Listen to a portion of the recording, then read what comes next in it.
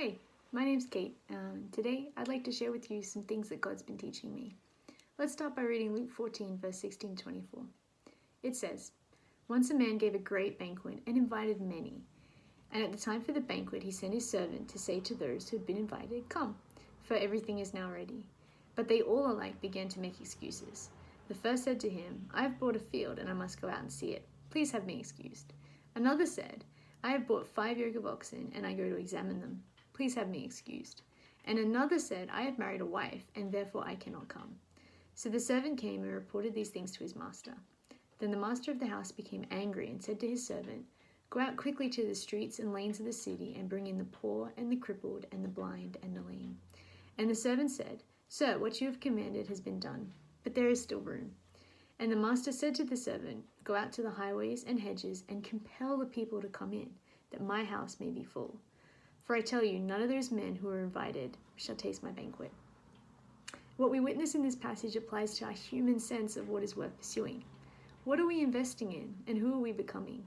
It's so easy to confuse who we are with what we do, and we focus on pushing ourselves to better in our own strength, when in reality, the more we know Jesus, the more transformation we experience.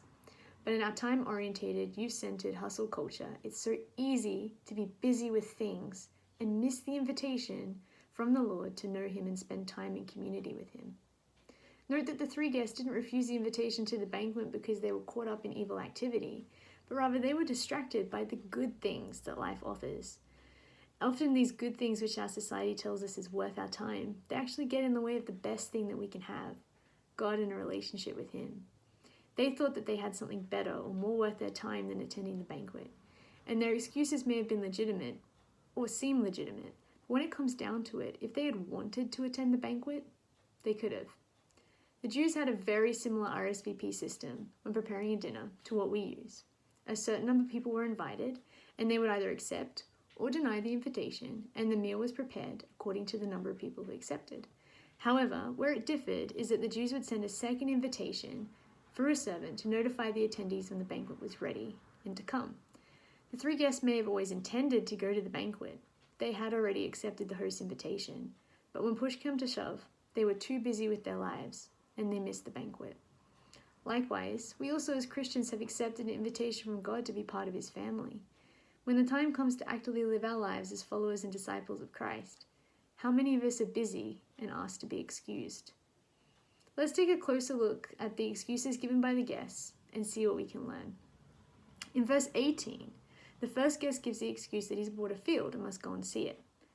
Sometimes we're so focused on achieving, caught up in the busyness of life and the milestones of life, that we miss becoming who God intends us to be. Now, let me say, I don't believe it's wrong to have dreams and goals in life. But when we're so busy doing, pushing, making money, and we're at the point of exhaustion and stress and worry, then there's something wrong. Just as laziness is wrong and a sin according to the Bible, so too is overwork.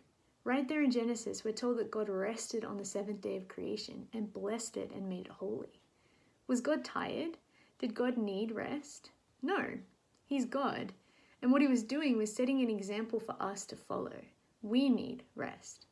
But so often we keep ourselves busy and doing, trying to reach the world's expectations or our own expectations, trying to be someone important, trying to be someone successful, trying to be someone perfect, that we miss God's grace and who we actually are.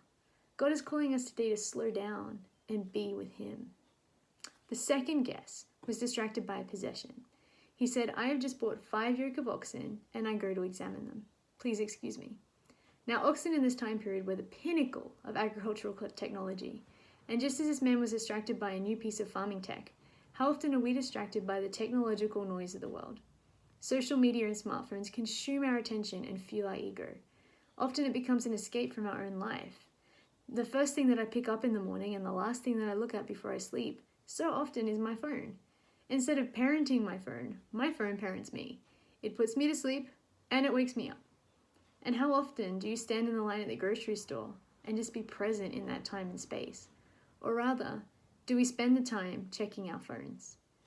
How many important moments are we missing in our lives because we're staring at a screen? Would your life look different if you let God interrupt that daily routine?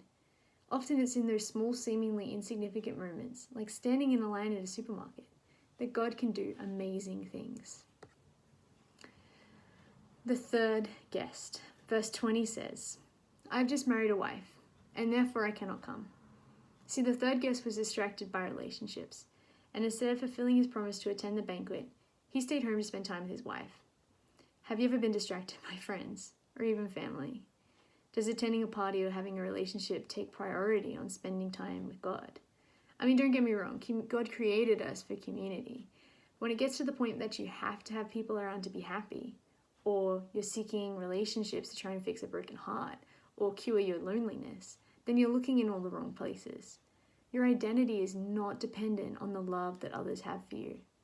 And so if you're in a season of loneliness at this time, you can either allow it to lead you to feelings of isolation, despair, and ultimately destruction, or you can let it lead you to your knees and to God. True companionship must be found first in Jesus and second in friends and family. Jesus said the greatest commandment is to love the Lord your God with all your heart, soul, mind, and strength, and to love your neighbor as yourself. I want you to watch the sequence of that commandment and see, until you love God and love yourself, you are incapable of loving others the way you should. So remember, the party wasn't postponed for the benefit of the three guests who suddenly couldn't make it. Rather, in verses 21 to 23, others are invited to take their place. You see, the opportunity was lost by some, and grace was extended to others, but the meal was still served. God's grace continues, but we can miss his blessings if we don't respond to Jesus. Even those who seem to be first in line will miss relationship with God if they refuse to accept his invitation. It's reminiscent of another biblical dinner party in Mark 14, verse 3 to 9. It says, "And while he," that's Jesus, "was at Bethany in the house of Simon the leper, he was reclining at a table. A woman came with an alabaster flask of ointment of pure nard, very costly. She broke the flask and poured it over his head.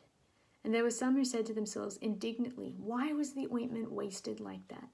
For this ointment could have been sold for more than 300 denarii and given to the poor.' And they scolded her. But Jesus said, 'Leave her alone. Why do you trouble her? For she has done a beautiful thing to me.'" The world will always tell you that sacrificing to Jesus is a waste, that it costs too much, that it's not worth it. I cannot tell you the number of people, many of them Christians, who have even told me that I am wasting my life serving as a missionary, that I could be doing so much better for myself. But how beautiful it is to waste our lives on Jesus. The things of the earth will fade away, but God is eternal. And the more I give to him, whether it be my work, my time, my resources, the more freedom and peace and joy I find, despite my circumstances. And so if you find yourself today tired, discouraged, frustrated, and alone, and you don't know the answer, take time to be still, be quiet, and seek God. Let him take your burden, take his invitation, and recline at the table in peace with him. He's already invited you. All you need to do is show up. God bless you.